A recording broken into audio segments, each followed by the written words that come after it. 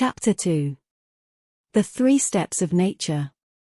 We recognize then, in the past developments of yoga, a specializing and separative tendency which, like all things in nature, had its justifying and even imperative utility, and we seek a synthesis of the specialized aims and methods which have, in consequence, come into being. But in order that we may be wisely guided in our effort, we must know, first, the general principle and purpose underlying this separative impulse, and, next, the particular utilities upon which the method of each school of yoga is founded. For the general principle we must interrogate the universal workings of nature herself, recognizing in her no merely specious and elusive activity of a distorting Maya, but the cosmic energy and working of God Himself in His universal being, formulating and inspired by a vast, an infinite and yet a minutely selective wisdom, prajna prasa pura n of the Upanishad, wisdom that went forth from the eternal since the beginning. For the particular utilities we must cast a penetrative eye on the different methods of yoga and distinguish among the mass of their details the governing idea which they serve and the radical force which gives birth and energy to their processes of effectuation. Afterwards we may more easily find the one common principle and the one common power from which all derive their being and tendency, towards which all subconsciously move and in which, therefore, it is possible for all consciously to unite. The progressive self-manifestation of nature in man, termed in modern language his evolution, must necessarily depend upon 3 successive elements. There is that which is already evolved, there is that which, still imperfect, still partly fluid, is persistently in the stage of conscious evolution, and there is that which is to be evolved and may perhaps be already displayed, if not constantly, then occasionally or with some regularity of recurrence, in primary formations or in others more developed and, it may well be, even in some, however rare, that are near to the highest possible realization of our present humanity. For the march of nature is not drilled to a regular and mechanical forward-stepping. She reaches constantly beyond herself even at the cost of subsequent deplorable retreats. She has rushes, she has splendid and mighty outbursts, she has immense realizations. She storms sometimes passionately forward, hoping to take the kingdom of heaven by violence. And these self-exceedings are the revelation of that in her which is most divine or else most diabolical, but in either case the most puissant to bring her rapidly forward towards her goal.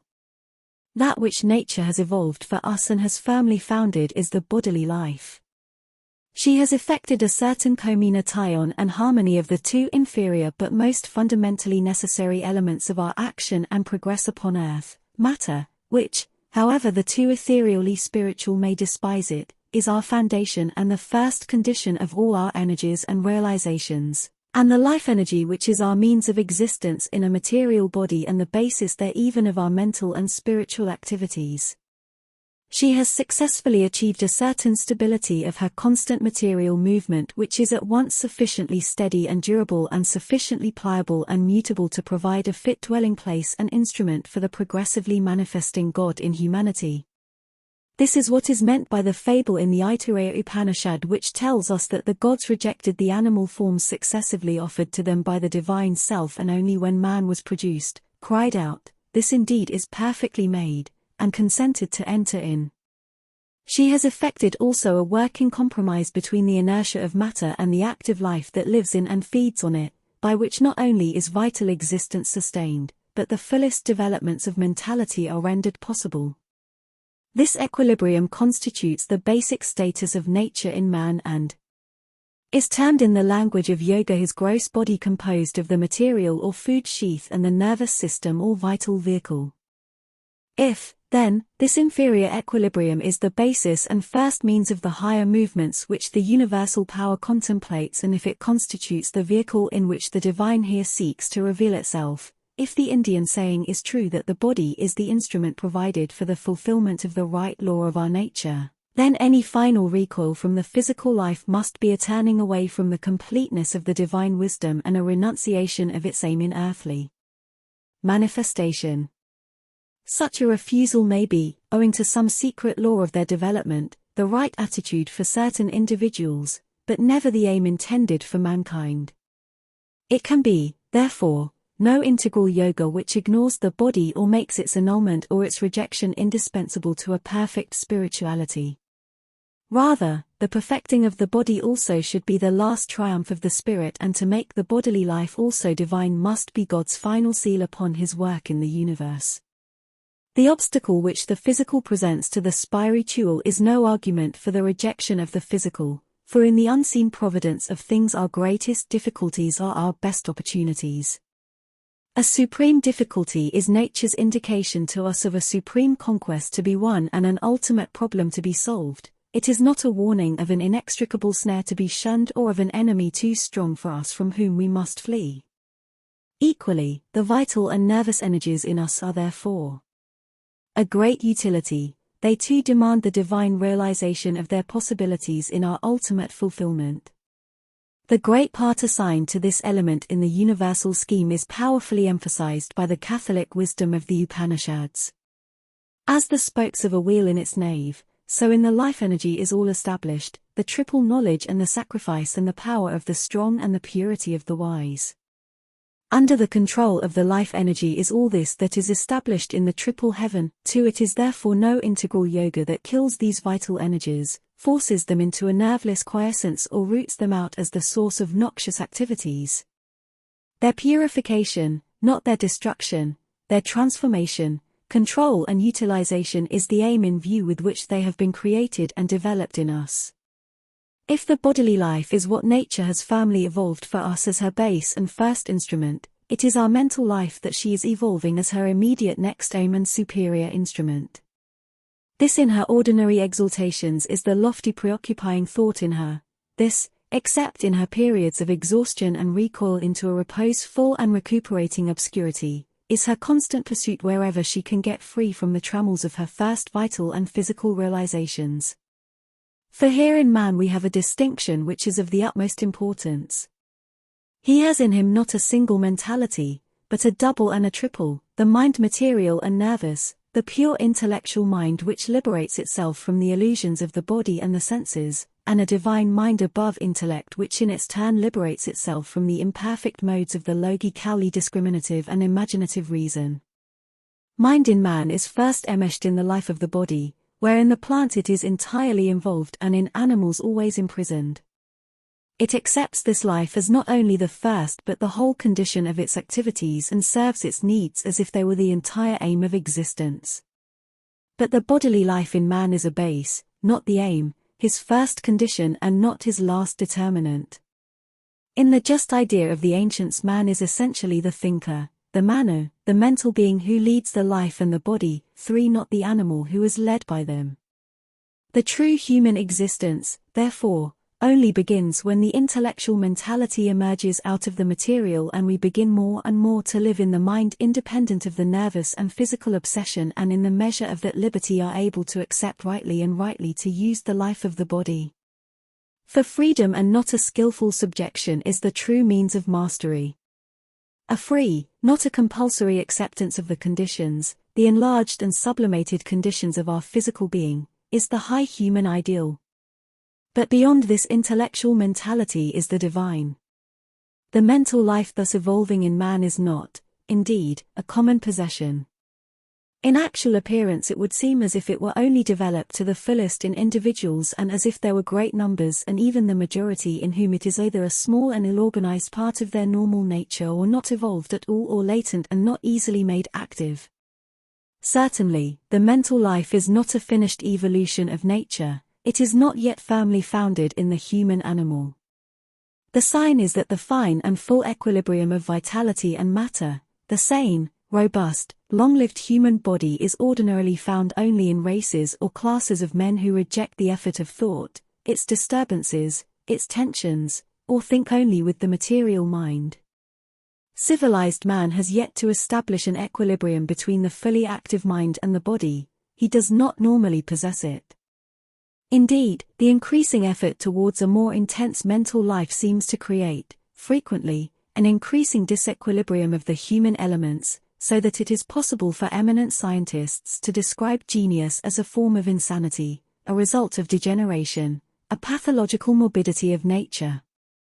The phenomena which are used to justify this exaggeration, when taken not separately, but in connection with all other relevant data, point to a different truth. Genius is one attempt of the universal energy to so quicken and intensify our intellectual powers that they shall be prepared for those more puissant, direct and rapid faculties which constitute the play of the superintellectual or divine mind. It is not, then, a freak, an inexplicable phenomenon, but a perfectly natural next step in the right line of her evolution. She has harmonized the bodily life with the material mind. She is harmonizing it with the play of the intellectual mentality, for that, although it tends to a depression of the full animal and vital vigor, need not produce active disturbances. And she is shooting yet beyond in the attempt to reach a still higher level. Nor are the disturbances created by her process as great as is often represented. Some of them are the crude beginnings of new manifestations, others are an easily corrected movement of disintegration, often fruitful of fresh activities and always a small price to pay for the far-reaching results that she has in view. We may perhaps, if we consider all the circumstances, come to this conclusion that mental life, far from being a recent appearance in man, is the swift repetition in him of a previous achievement from which the energy in the race had undergone one of her deplorable recoils. The savage is perhaps not so much the first forefather of civilized man as the degenerate descendant of a previous civilization.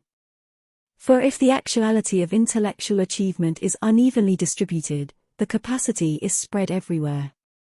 It has been seen that in individual cases even the racial type considered by us the lowest, the Negro fresh from the perennial barbarism of Central Africa, is capable, without admixture of blood, without waiting for future generations, of the intellectual culture, if not yet of the intellectual accomplishment of the dominant European. Even in the mass men seem to need, in favorable circumstances, only a few generations to cover ground that ought apparently to be measured in the terms of millenniums. Either, then, man by his privilege as a mental being is exempt from the full burden of the tardy laws of evolution, or else he already represents and with helpful conditions and in the right stimulating atmosphere can always display a high level of material capacity for the activities of the intellectual life. It is not mental incapacity, but the long rejection or seclusion from opportunity and withdrawal of the awakening impulse that creates the savage. Barbarism is an intermediate sleep, not an original darkness. Moreover, the whole trend of modern thought and modern endeavor reveals itself to the observant eye as a large conscious effort of nature in man to effect a general level of intellectual equipment, capacity and farther possibility by universalizing the opportunities which modern civilization affords for the mental life. Even the preoccupation of the European intellect, the protagonist of this tendency, with material nature and the externalities of existence is a necessary part of the effort. It seeks to prepare a sufficient basis in man's physical being and vital energies and in his material environment for his full mental possibilities.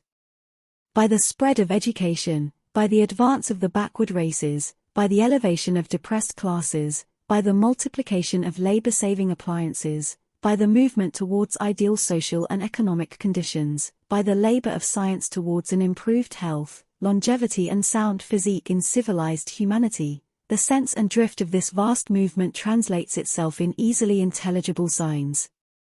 The right or at least the ultimate means may not always be employed, but their aim is the right preliminary aim, a sound individual and social body and the satisfaction of the legitimate needs and demands of the material mind, sufficient ease, leisure, equal opportunity, so that the whole of mankind and no longer only the favored race, class or individual may be free to develop the emotional and intellectual being to its full capacity. At present the material and economic aim may predominate, but always, behind, there works or there waits in reserve the higher and major impulse. And when the preliminary conditions are satisfied, when the great endeavor has found its base, what will be the nature of that farther possibility which the activities of the intellectual life must serve? If mind is indeed nature's highest term, then the entire development of the rational and imaginative intellect and the harmonious satisfaction of the emotions and sensibilities must be to themselves sufficient. But if, on the contrary, man is more than a reasoning and emotional animal. If beyond that which is being evolved, there is something that has to be evolved, then it may well be that the fullness of the mental life, the suppleness, flexibility and wide capacity of the intellect, the ordered richness of emotion and sensibility may be only a passage towards the development of a higher life and of more powerful faculties which are yet to manifest and to take possession of the lower instrument, just as mind itself has so taken possession of the body that the physical being no longer lives only for its own satisfaction but provides the foundation and the materials for a superior activity.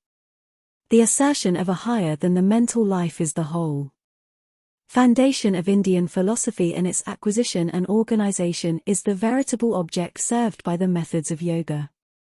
Mind is not the last term of evolution, not an ultimate aim, but, like body, an instrument. It is even so termed in the language of yoga, the inner instrument. Point 4. An Indian tradition asserts that this which is to be manifested is not a new term in human experience, but has been developed before and has even governed humanity in certain periods of its development. In any case, in order to be known it must at one time have been partly developed.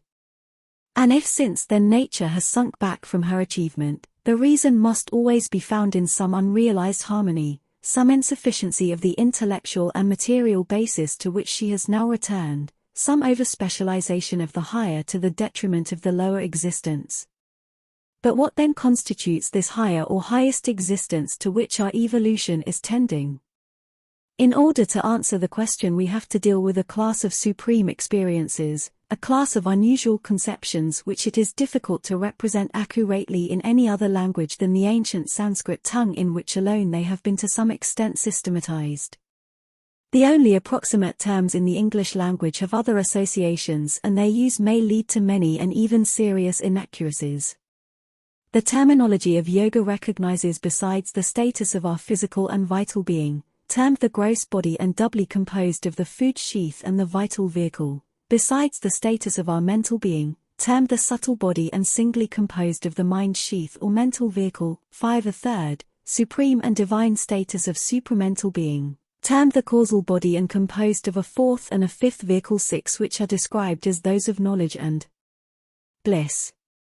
But this knowledge is not a systematized result of mental questionings and reasonings, not a temporary arrangement of conclusions and opinions in the terms of the highest probability, but rather a pure self-existent and self-luminous truth.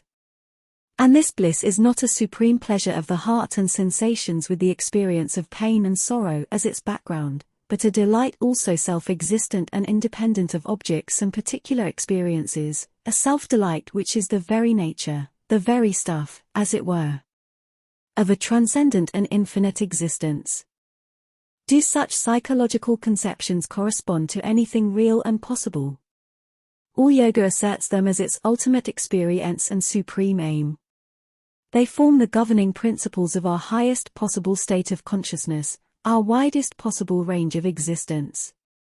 There is, we say, a harmony of supreme faculties, corresponding roughly to the psychological faculties of revelation, inspiration and intuition, yet acting not in the intuitive reason or the divine mind, but on a still higher plane, which see truth directly face to face, or rather live in the truth of things both universal and transcendent, and are its formulation and luminous activity.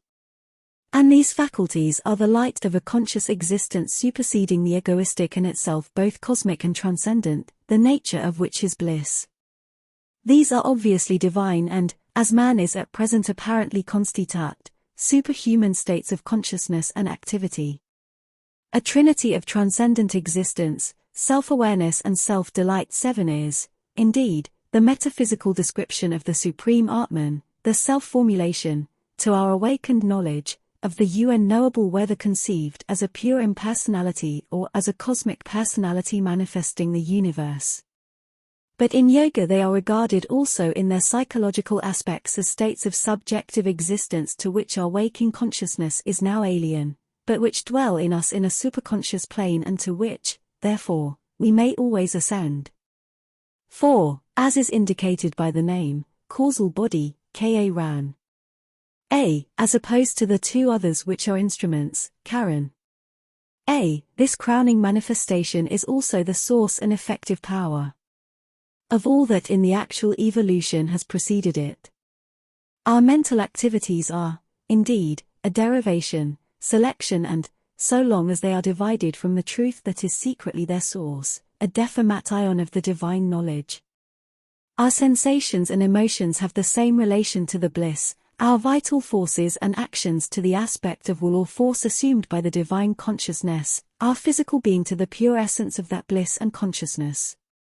The evolution which we observe and of which we are the terrestrial summit may be considered, in a sense, as an inverse manifestation, by which these supreme powers in their unity and their diversity use, develop and perfect the imperfect substance and activities of matter, of life and of mind so that they, the inferior modes, may express in mutable relativity and increasing harmony of the divine and eternal states from which they are born. If this be the truth of the universe, then the goal of evolution is also its cause, it is that which is immanent in its elements and out of them is liberated. But the liberation is surely imperfect if it is only an escape and there is no return upon the containing substance and activities to exalt and transform them.